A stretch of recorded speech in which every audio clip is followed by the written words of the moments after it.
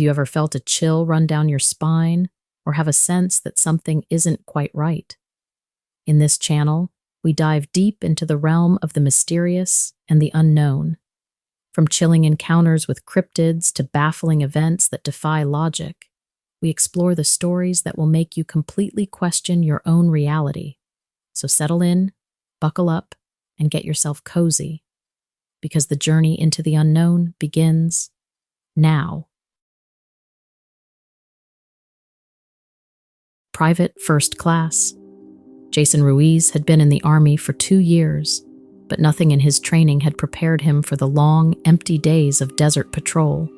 Stationed at a remote outpost in the Mojave Desert, his days were a blur of scorching heat, endless sand, and the occasional scorpion or snake. The monotony was broken only by the occasional training exercise or supply run. The desert had a strange way of getting under your skin, making you question what was real and what was just a mirage. It was late July and the heat was relentless, the kind that made your skin feel like it was melting off. The small outpost where Ruiz and his squad were stationed was little more than a collection of tents and a few scattered buildings, surrounded by miles of nothingness. Their job was to monitor a stretch of barren land, keeping an eye out for anything out of the ordinary, though nothing ever was. On this particular day, Ruiz was assigned to a solo patrol. His commanding officer had sent him out on a routine sweep, a 3-hour trek through the desert to make sure no one was messing with the old, abandoned bunkers scattered across the landscape. These relics from past wars were off limits to civilians, but every now and then, someone would get curious. Ruiz didn't mind the solitude. It gave him time to think, to clear his head. He'd grown up in Arizona, so the desert felt almost like home, despite its harshness. But today, something felt different. The air was thick, oppressive, and the usual sounds of the desert, the buzz of insects, the distant cry of a hawk, were strangely absent. It was as if the desert was holding its breath. He'd been walking for about an hour when he saw it, something glinting in the distance near one of the old bunkers. Ruiz squinted, wiping the sweat from his brow, and adjusted his binoculars. At first, he thought it was just a piece of metal, maybe an old tool left behind by someone, but as he got closer, he realized it was moving. Ruiz's first instinct was to radio it in, but something stopped him. The figure, whatever it was unlike anything he'd seen before. It was humanoid, but its movements were too smooth, too fluid, like it was gliding rather than walking. The sun glared off its skin, if that's what it was, making it difficult to see clearly. But as he approached, details began to emerge.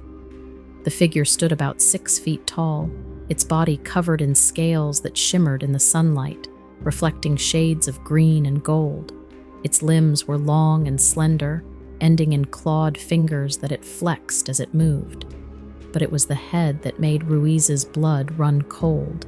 It was elongated, with slits for eyes that glowed faintly yellow and a mouth filled with sharp, needle-like teeth. It was like something out of a nightmare, a creature that didn't belong in this world. Ruiz froze, his heart pounding in his chest. The creature hadn't seen him yet, or if it had, it didn't seem to care. It was moving around the entrance to the bunker, its head jerking back and forth as if it were searching for something. Ruiz slowly unslung his rifle, keeping his eyes locked on the creature. He didn't want to engage, not unless he had to, but he wasn't about to let his guard down. He crept closer, moving as quietly as he could over the sandy ground. The creature stopped suddenly, its head snapping up as if it had heard something. Ruiz froze, barely daring to breathe. The creature turned, and for a brief moment, their eyes met. Ruiz felt a wave of dread wash over him. The creature's gaze was cold, calculating, as if it were assessing him, deciding whether or not he was a threat. Then, in a flash, the creature was gone. It darted into the bunker with a speed that made Ruiz's head spin. He stood there, stunned, unsure of what to do. His training had never covered anything like this.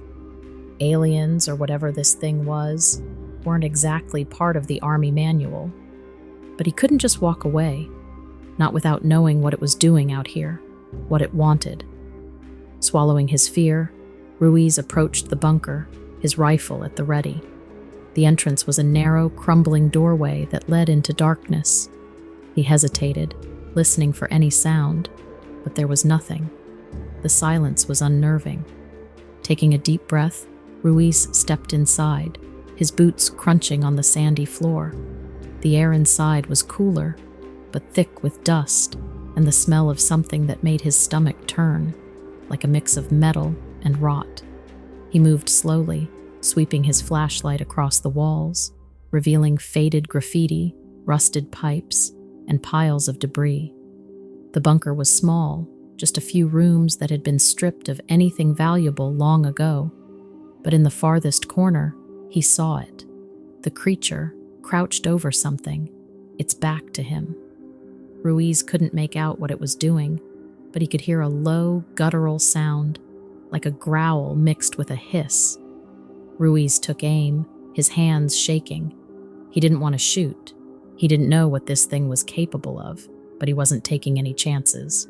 "Stop," he shouted, his voice echoing off the walls. "Hands where I can see them." The creature froze, then slowly turned its head to look at him. Ruiz could see now that it was holding something, a small metallic object that glowed faintly blue. It looked almost like a piece of technology, but nothing Ruiz recognized. The creature hissed, its eyes narrowing, and in one swift motion, it threw the object to the ground. Before Ruiz could react, the creature sprang at him. He fired instinctively, the shots echoing in the small space, but the creature was too fast. It slammed into him, knocking him to the ground, and his rifle went skidding across the floor. Ruiz struggled, kicking out as the creature loomed over him, its teeth bared, ready to strike. But then, something unexpected happened. The creature hesitated, its gaze flicking to the glowing object on the ground. It let out a series of strange, clicking sounds, almost like a language, and then just as quickly as it had attacked, it backed off. Ruiz scrambled to his feet, grabbing his rifle, but the creature made no move to attack again. Instead, it picked up the object, and with one last glance at Ruiz, it bolted out of the bunker. Ruiz staggered to the entrance, watching as the creature disappeared into the desert, moving so fast that it was gone in seconds. He stood there, panting, trying to process what had just happened. His mind was racing. What was that thing? And what had it been doing in the bunker? When he finally made it back to the outpost, Ruiz was shaken but alive. He didn't know how to explain what he'd seen, and he wasn't sure if anyone would believe him. But he knew one thing for certain: the desert held secrets beyond anything he'd ever imagined. He kept the whole thing to himself, though the searing image of those eyes haunted him long after he returned to his duties. And every time he went out on patrol after that, he couldn't shake the feeling that something was watching him, lurking just out of sight, waiting for the right moment to reveal itself again.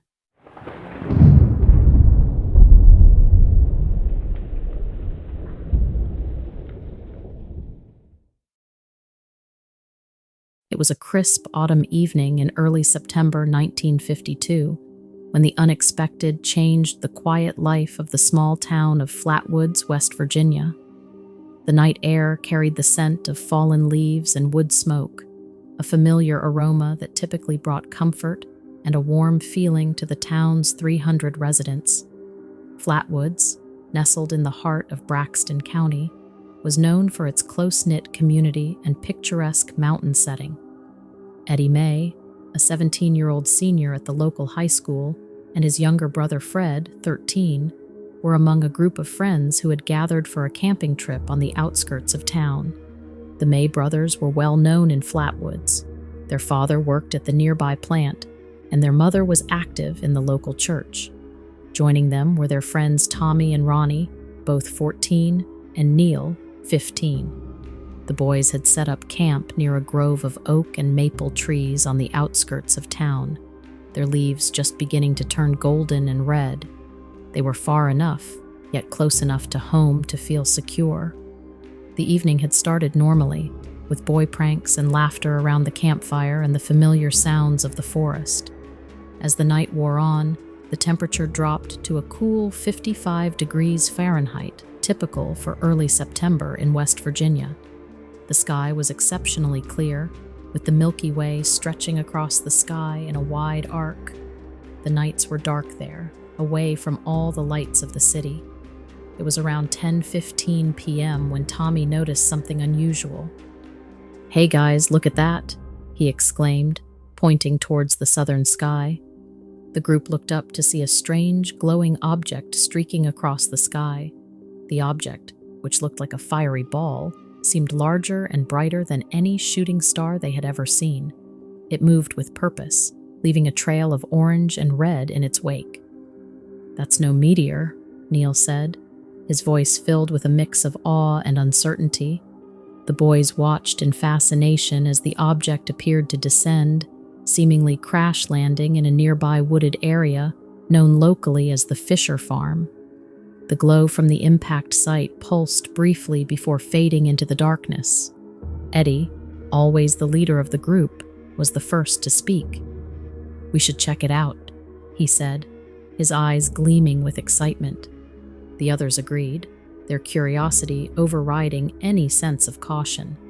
They quickly gathered their flashlights, sturdy metal ones powered by heavy D-cell batteries, and set off towards the site where the object had fallen. Navigating through the thick woods was no easy task. The forest floor was covered with fallen leaves and twigs that crunched underfoot, and thorny blackberry bushes snagged at their clothes. The beam of their flashlights cut through the darkness, casting eerie shadows among the trees. Despite the challenges, their determination kept them moving forward. As they hiked, Fred spoke up, his voice barely above a whisper. "You don't think it could be, a flying saucer or something, do you?" The question hit each of them deep in their gut. In 1952, the concept of UFOs was very much in the public consciousness.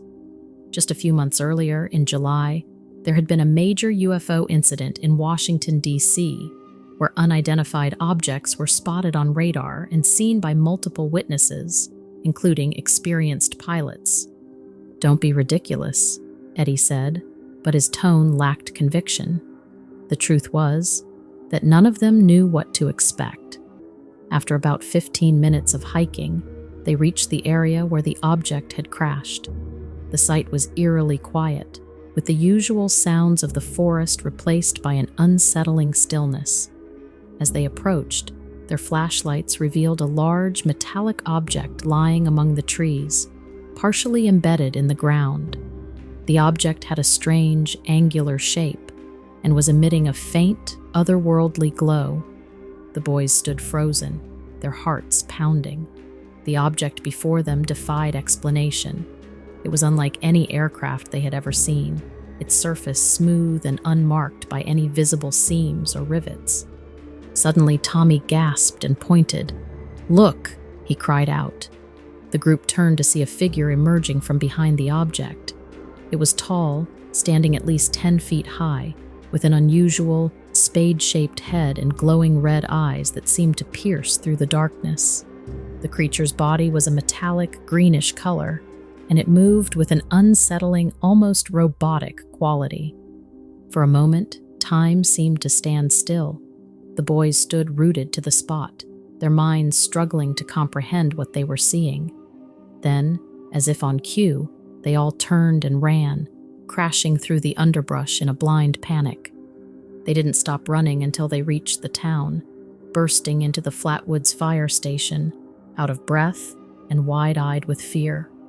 The fire chief, after hearing their frantic story, organized a search party to investigate the site.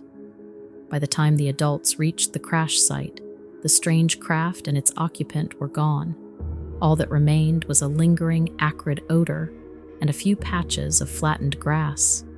In the days and weeks that followed, the Flatwoods monster incident, as it came to be known, attracted national attention. UFO investigators descended on the small town, interviewing witnesses and searching for evidence. The boys' story was met with both belief and skepticism, but they never wavered in their account of what they had seen that night. Years later, Eddie May, now a grandfather himself, would still speak of that night with a mix of wonder and unease. "I don't know what we saw that night," he would say, "but I know it wasn't anything from this earth. It changed us all, made us look at the sky differently. Sometimes on clear nights like that one, I still find myself watching the stars, wondering if we'll ever get answers to what happened in Flatwoods back in '52. The Flatwoods incident remains one of the most intriguing cases in UFO lore, a reminder that sometimes truth can be stranger than fiction, and that the universe may hold more mysteries than we can imagine.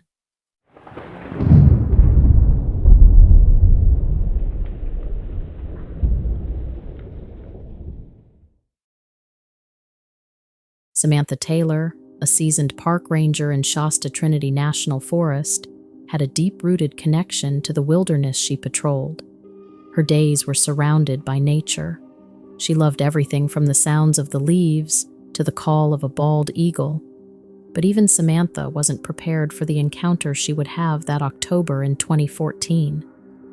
One evening, while on patrol, Samantha heard a series of strange noises emanating from a secluded area near a small lake.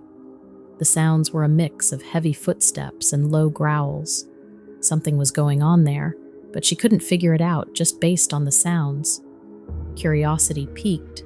She cautiously approached the source of the disturbance, hoping it was nothing to worry about. As Samantha peered into the dense undergrowth, her heart pounded in her chest because of what she saw. A massive, shadowy figure was moving through the trees. It was towering, its height dwarfing the surrounding vegetation. The creature's form was somewhat obscured by the darkness, but Samantha could make out the outline of broad shoulders and long limbs. No matter what this was, it had the potential of being very dangerous. With adrenaline firing through her veins, Samantha drew her flashlight and illuminated the creature. Her eyes widened in disbelief. Before her stood a creature of immense size, covered in dark, shaggy hair. Its eyes, glowing with an eerie light, seemed to see through the darkness like night vision. The creature was stopped at the edge of the lake, its massive form casting a long shadow over the water. Its face was somewhat covered by the darkness, but Samantha could sense that this creature was very powerful, and not only in strength. The creature made no aggressive moves, but seemed to be observing her with a cautious interest. It was definitely in charge of the encounter. Samantha, though filled with fear, somehow remained calm. As a park ranger, she had faced dangerous situations before, and somehow her experience and training kicked in. She fumbled with her camera, trying to capture the incredible creature on film. But the creature suddenly turned and disappeared into the dense forest, moving so quickly that it was gone before she could fully process what had happened. The forest noises then stopped completely, leaving Samantha totally alone and hyper-aware. Her hands trembled as she turned her camera around and clicking through the photos, hoping to have captured evidence of what she had witnessed. The photos were grainy and unclear, showing only vague shapes and shadows.